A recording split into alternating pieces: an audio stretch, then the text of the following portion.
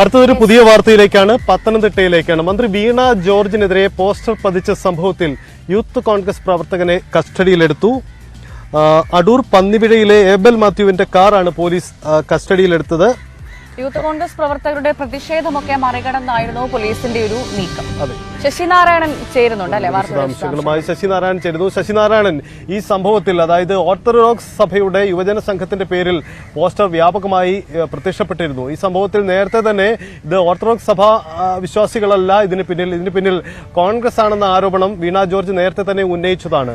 ഇതിന്റെ തുടർ നടപടികളുടെ ഭാഗമായിട്ടായിരുന്നു പോലീസിന്റെ ഈ നടപടി. എന്താണ് അവിടുത്തെ സാഹചര്യം?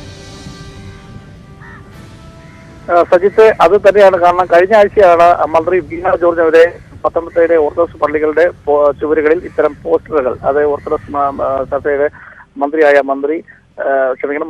ഓർത്തഡോക്സ് സഭയുടെ മന്ത്രിയായ വീണ ജോർജ് നീതി പാലിക്കുക, സഭയുടെ വോട്ട് വാങ്ങി ജയിച്ച മന്ത്രിയാണ്, സഭാ തർക്കവുമായി ബന്ധപ്പെട്ടുള്ള വിഷയങ്ങളിൽ മന്ത്രി ഇടപെടുന്നില്ല എന്നുള്ള കാര്യങ്ങളൊക്കെ വ്യക്തമാക്കിക്കൊണ്ട് പോസ്റ്റർ പതിച്ചത്. ഇതിനെതിരെ പോലീസ് ഒരു അന്വേഷണം നടത്തുന്നുണ്ടായിരുന്നു.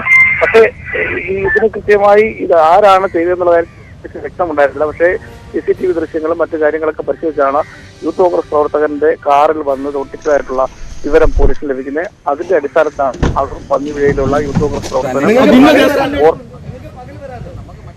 ഓർത്തഡോക്സ് സഭ യുവജന പ്രസ്ഥാനത്തിന്റെ നേതാവ് കൂടിയായ ഏബൽ മാത്തുവിന്റെ കാറ് പോലീസ് കസ്റ്റഡിയെടുക്കുന്നത്. രാത്രി 12 മണിയോട് കൂടിയാണ് ഈ കാർ കസ്റ്റഡിയെടുക്കുന്നത്. വലിയൊരു പ്രതിഷേധമുണ്ടായിരുന്നു, യൂത്ത് കോൺഗ്രസ് പ്രവർത്തകരുടെ വലിയ പ്രതിഷേധമുണ്ടായിരുന്നു. ഇതൊക്കെ മറികടന്നാണ് പോലീസ് ഇന്നലെ ഈ കാറ് കസ്റ്റഡിയെടുത്തിട്ടുള്ളത്. എന്തായാലും വീണ ജോർജ് ഇതിനെതിരെ ശക്തമായ രീതിയിൽ ഒരു യൂത്ത് കോൺഗ്രസിനെതിരെ ആരോപണം ഉന്നയിക്കുകയും ചെയ്തിരുന്നു.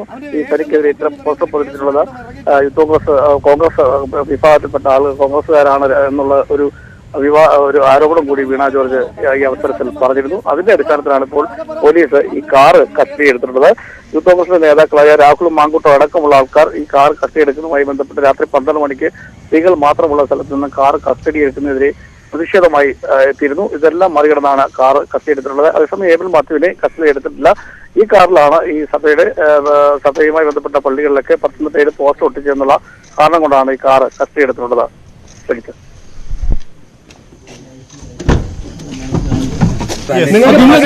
വ്യക്തമാക്കുന്നത് എന്തായാലും പത്തനംതിട്ട രാഷ്ട്രീയത്തെ മാത്രമല്ല കേരള രാഷ്ട്രീയത്തെ തന്നെ സ്വാധീനിക്കുന്ന ഒരു പ്രധാനപ്പെട്ട നീക്കമാണ് അവിടെ ഉണ്ടായിരിക്കുന്നത്. ഏബൽ മാത്യുവിന്റെ കാറാണ് കസ്റ്റഡിയിലെടുത്തിരിക്കുന്നത്. എന്തായാലും ഈ പോസ്റ്റർ പതിച്ച സംഭവം വലിയ വിവാദമാവുകയും വീണ ജോർജിന്റെ പ്രതികരണം വളരെ വൈകാരികമായ ഒരു പ്രതികരണമാണെന്ന് വീണ ജോർജ് നടത്തിയത് എന്നതും ഈ ഘട്ടത്തിൽ നമുക്ക് ഓർത്തെടുക്കേണ്ടതാണ്. എന്തായാലും പത്തനംതിട്ടയിലെ രാഷ്ട്രീയ സാഹചര്യമാണ് ഇതോടെ കൂടി വ്യക്തമാവുന്നത്.